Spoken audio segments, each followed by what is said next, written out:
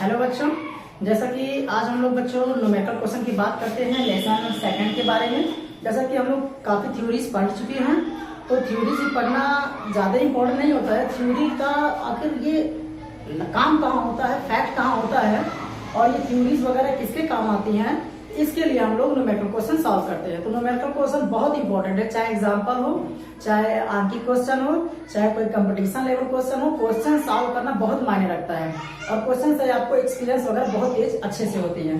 तो 3 क्वेश्चन लेकर के आए हैं। पिछले वीडियो में 2 क्वेश्चन बताया गया था, आज हम 3 क्वेश्चन डिफरेंट क्वेश्चन लेकर के आए हैं और ये बहुत इंपॉर्टेंट है, इसको आपको जानना चाहिए।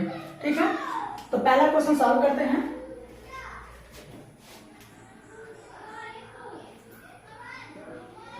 सॉल्यूशन 1 क्या गिवन है बच्चों, यदि y के सापेक्ष कांच का अपर्तनांक होना चाहिए, y के सापेक्ष कांच का अपर्तनांक 3/2 है, तो प्रकाश में चाल जब कितना दिया है तो कांच और प्रकाश की चाल ज्ञात कीजिए। कहने का मतलब यह है कि यदि y के सापेक्ष कांच का अपर्तनांक 3/2 गिवन है, जबकि प्रकाश की चाल y में आपको ऑलरेडी दिया है, तो कांच में प्रकाश की चाल कितनी होगी। तो सबसे पहले बच्चों हम लोग फिगर ड्रा करते हैं, अच्छे से ध्यान दीजिएगा। ये मान लीजिए आपका वायु है और ये मान लीजिए आपका कांच है, कुछ ऐसे। तो लाइट की स्पीड जो है ये, इसको हम चाहे वायु कहें और निर्वात मतलब आपको पता है वैक्यूम का मतलब ये हो जाएगा कि जिसमें लाइट का कोई मीडियम नहीं होता है, यहाँ कोई माध्यम नहीं, यहाँ हवा एक माध्यम है और इसमें प्रकाश की जो स्पीड होती है 3 × 10⁸ मीटर पर सेकेंड। तो जब ये लाइट जो है, कोई भी सोर्स हमारे पास है और ये लाइट ऐसे ट्रेवल कर रही है वायु में, तो इसकी स्पीड देखिए कितना है, लगभग 3 लाख किलोमीटर पर सेकेंड। 3 लाख किलोमीटर या 3 × 10⁸ मीटर पर सेकेंड। अब यही चीज अगर कोई ग्लास की प्लेट बना दिया जाए ऐसे और इसमें लाइट गुजारा जाए इसमें, तब इसकी स्पीड कितनी होगी, speed of light in glass. इस ग्लास में लाइट की स्पीड कितनी होगी ये पता करना है, जबकि एयर में इतना है। तो हम लोग अच्छे से जानते हैं बच्चों कि जिस माध्यम में पहले चलती है उसका पहले स्पीड लिखते हैं और दूसरे माध्यम में जो बाद में जाती है उसका स्पीड बाद में लिखते हैं, इन दोनों का रेशियो लिखते हैं। तो हम लोग लिखेंगे वायु के सापेक्ष जल का अपवर्तनांक, formula ANG equal to, formula क्या होगा, speed of light in air, speed of light in glass. मतलब सिंपल चीज है बच्चों, वायु में प्रकाश की चाल बटे कांच में प्रकाश की चाल। तो वायु में प्रकाश की चाल और कांच में प्रकाश की चाल में ध्यान दीजिएगा बच्चों, तो ये आपका ऑलरेडी गिवन है 3/2। और अक्सर करके याद भी कर लीजिए कि जब वायु और कांच का रिलेशन कोई पूछता है तो 3/2 का मतलब 1.5 अपवर्तनांक याद आता है। ये कंपटीशन में या ऑप्शनल ऑब्जेक्टिव क्वेश्चन जो पूछे जाते हैं इसमें आपका 1.5 ही आता है। 3 का आधा कितना होगा, 1.5 ही होगा, या 1.5 आप कह सकते हैं। तो वायु में प्रकाश की चाल कितना है, 3 × 10⁸, और जबकि कांच में प्रकाश की चाल को हम लिख दे रहे हैं VG, वेलोसिटी इन ग्लास। तो ध्यान दीजिएगा, VG को इधर मल्टीप्लाई करें तो VG इक्वल टू 3 × 10⁸, 2 मल्टीप्लाई हो जाएगा इधर, 3 आ जाएगा इधर। या आप ऐसे डायरेक्टली काट के 2 को फेंक सकते हैं, या 2 को इधर मल्टीप्लाई और ये डिवाइड, ये चला जाएगा इनटू में, माने ऊपर वाला नीचे चला जाएगा, नीचे वाला ऊपर आ जाएगा, अंश का हर का अंश हो जाएगा, 3 कैंसिल आउट हो जाएगा। VG इक्वल टू 2 × 10⁸ मीटर पर सेकेंड। मतलब आप कह सकते हैं कि इसकी जो स्पीड होगी ग्लास में वो 2 लाख किलोमीटर पर सेकंड होगी। हवा में कितना हो रहा है या निर्वात में कितना हो रहा है? 3 लाख किलोमीटर पर सेकंड। कितना हो रहा है बच्चों? 1 2 3 4 5 6 3 लाख किलोमीटर पर सेकंड। और जबकि इसमें कितना हो रहा है? 1 2 3 4 3 2 5 2 लाख किलोमीटर पर सेकंड। ठीक है, क्योंकि आप 1000 से डिवाइड करेंगे तो अभी 3 जीरो कट जाएगा, तो 5 जीरो और 3 को लेकर के 6 अंक हो जाएंगे, जो 1 लाख से स्टार्ट होता है या लाख से स्टार्ट होता है। तो 2 लाख किलोमीटर पर सेकंड है, 3 लाख किलोमीटर पर सेकंड।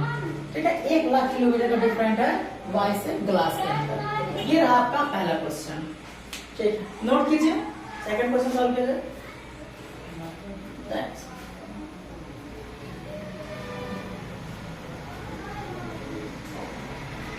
क्वेश्चन नंबर सेकंड, वैसे तो क्वेश्चन नंबर 4 है, क्योंकि पिछला वीडियो में हम बता चुके 2 क्वेश्चन और आज ये है।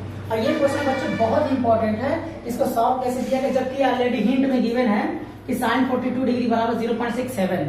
ये अगर आएगा तो ये आप रख सकते हैं, या ये कहीं दिया है तो ये रख सकते हैं। तो वो पूछा है क्रांति कोण, तो 100% ये आएगा, इसकी जगह पे ये रखा जाएगा। देखिए कैसे आता है। देखिए, कांच से y के लिए क्रांति कोण का मान ज्ञात करना है, तो आप अच्छी तरह जानते हैं क्रांतिक कोण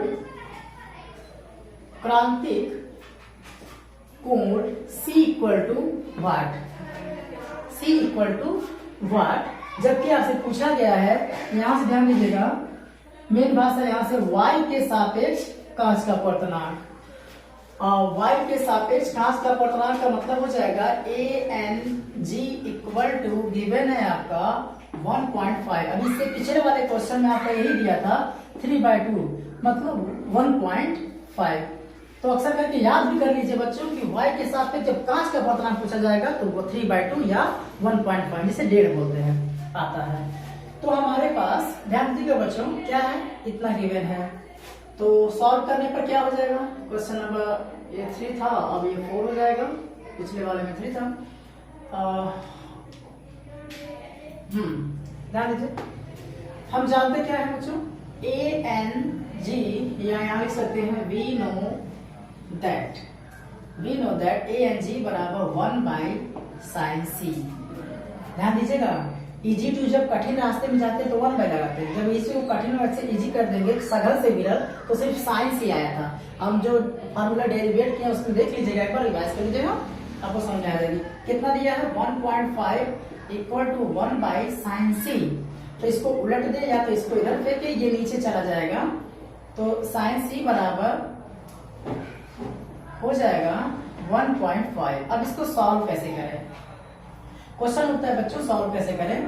तो एक चीज आप हमेशा याद रखिएगा, जब भी आप क्वेश्चन सॉल्व कीजिएगा, इधर आते हैं, जब भी आप क्वेश्चन सॉल्व कीजिएगा या डिवाइड का मेथड अगर आता हो तो आप पहले पॉइंट हटा लीजिएगा। पहले पॉइंट हटाने से ये होता है कि आपका आधा प्रॉब्लम वैसे सॉल्व हो जाता है। पॉइंट हटाने पर कितना हो जाएगा, यहाँ 10 हो जाएगा और ये 15। तो अब आप यहाँ से डिवाइड कीजिए तो रिजल्ट आएगा। ऐसे मैनेज कीजिए कि पॉइंट लगाने पर देखिए बगल में कहीं अगर डिवाइड कर दें बच्चों वाला, तो वैसे तो जल्दी आएगा 0.67, ये तो फिक्स आएगा। अब कैसे आएगा, यहाँ से देखिए पॉइंट लगाएंगे, एक जीरो बढ़ाएंगे, तो 15 छक्का 90, ये आपका हो गया। बचा कितना 10, फिर एक जीरो बढ़ाएंगे, 15 छक्के 90, फिर 10, एक जीरो बढ़ाएंगे, 15 छक्के 90। तो ये आपका बार बार वही रिजल्ट आ रहा है, 666 आएगा। तो आप इसको लिख भी सकते हैं 0.666 डॉट डॉट, पता नहीं कितना जाएगा। तो इसको एक मैथमेटिकल और साइंटिफिक एक नोटेशन दिया गया है कि अगर आपको 2 अंक तक 3 अंक जैसा भी लिखना होगा तो बगल वाले को देखिए, अगर 0 से 4 है और अगले वाले को हटाना है तो आप बगल वाले में 0 जोड़िए, मतलब नथिंग, कुछ नहीं। लेकिन अगर 5 से 9 तक पहुंचते हैं तो नियरेस्ट आप उसके बगल वाले के पास या 1 के पास पहुंचते हैं, तो वहां हम लोग 1 जोड़ लेते हैं। तो जैसे हमारे पास यहाँ देखिए 0.6 है और क्वेश्चन में 7 गिवन है, तो यहाँ अगर बगल वाले में 1 ऐड कर लेते हैं तो ये वाला आपका गायब हो जाएगा। चलिए हमने 1 ऐड किया, अब इसकी जरूरत नहीं है, मतलब 66 का लगभग 67 के आसपास आएगा। तो साइन सी इक्वल टू 0.67 के जगह पे हम लिख सकते हैं साइन 42, देखिए खत्म आएगा सी इक्वल टू 42, ये आपका आ जाएगा आंसर।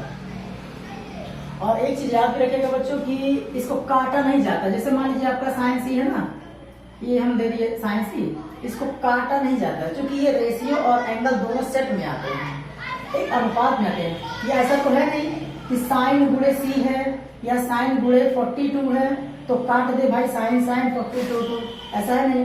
ये दोनों एक साथ आते हैं बच्चों, की सिर्फ हटा दिया जाता है, जैसे दोनों पक्षों में साइन लेने पर, कॉस लेने पर, या दोनों पक्षों में साइन या कॉस को हटाने पर सी इक्वल टू आ जाएगा 42 डिग्री। ठीक है, इसको नोट कीजिए।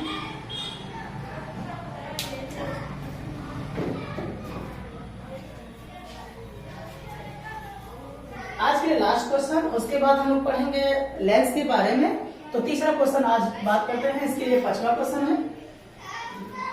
y के सापेक्ष किसी द्रव का क्रांतिक कोण 45 डिग्री है तो y के सापेक्ष उस द्रव का अपवर्तनांक ज्ञात कीजिए। मान लीजिए ये आपका एयर है y और ये आपका लिक्विड है। लिक्विड कुछ भी हो सकता है, बस वो ट्रांसपेरेंट होना चाहिए। लिक्विड का मतलब बच्चों कुछ भी हो आपका ट्रांसपेरेंट होना चाहिए, जैसे पानी हुआ, ठीक है, या कुछ और भी ऐसा द्रव हुआ जो आपका ट्रांसपेरेंट है। तो ये रहा आपका लिक्विड, कोई भी द्रव, और ये रहा आपका एयर मतलब वायु। लाइट इसमें जाएगी, ट्रेवल कर रही है, और इसके बीच का जो है आपका नॉर्मल पॉइंट, ये चूंकि अभिलंब की ओर झुक जाएगा, जाना था ऐसे लेकिन ये झुक जाएगा ऐसे, क्योंकि इजी टू कठिन में आ रही है, मतलब इजी टू हार्ड में आ जाए, या ऐसे समझिए विरल से सघन में आ जाए। ठीक है, ठीक। अब बात करते हैं कि क्या पूछा है बच्चों, इसके सापेक्ष क्रांतिक कोण कैसे निकालते हैं। ध्यान दीजिएगा, अगर कठिन से आसान रास्ते में जाते तब तो साइन सी से काम चलाओगे, लेकिन अगर यही आसान रास्ते में से कठिन में चेंज करेंगे तो ये हो जाएगा आपका 1/sin c। हमेशा याद रखिएगा, easy to hard 1/sin c, hard to easy sin c। ठीक है, तो चलिए बात करने वाले हैं आज इसी के बारे में। y के सापेक्ष आपका c एंगल फाइंड है, साइन सी कितना दिया है 45 डिग्री। पूछा है y के सापेक्ष उस द्रव का अपवर्तनांक ज्ञात कीजिए। मतलब आपसे पूछ लिया है बच्चों A2 liquid equal to 1/sin c। Easy to जब हाथ जाएंगे 1/sin c कितना हो जाएगा बच्चों, साइन सिंपली दिया है 45 डिग्री, और साइन 45 का मान होता है 1/√2। ये मेन डिवाइड है जो थोड़ा बड़ा रखते हैं, और मेन डिवाइड के सामने बराबर भी रखते हैं, और 2 कहाँ चला जाएगा आपका ऊपर, हर का हर है ऊपर चला जाएगा। ठीक है, तो √2 × 1/1 कुछ भी आप लिखिए, अकेला आ जाएगा √2। ये रहा एरिया टू लिक्विड, जो भी आपको निकालना है एरिया टू लिक्विड, ये आपका आ जाएगा बच्चों रिजल्ट। बस आज हम इतना ही वीडियो में बात करते हैं, और हम लोग कल वीडियो में बात करें लेंस के बारे में। उससे पहले हम ये कहना चाहते हैं कि आप जो भी 2 लेसन आपको पढ़ाया गया उसको अच्छे से तैयार कर लीजिए। पहला लेसन अगर आप बेहतर से तैयार करते हैं तो आपका 75% प्रॉब्लम लेंस में ही सॉल्व हो जाएगा, क्योंकि आपको उतना मेहनत तब नहीं करना होगा, अच्छे से समझ में आएगा पहला लेसन। और दूसरा लेसन मेहनत करते हैं तो आपको 90% तक आ जाएगा। और लेंस के लिए बस नए नए फार्मूले या नए नए टॉपिक्स जो आते हैं वही बात थोड़ा दिक्कत होगा, जो समझाने से आपको अच्छे समझ में आएगा। तो आपको 2 लेसन कंप्लीट करना अनिवार्य है। Thanks for watching.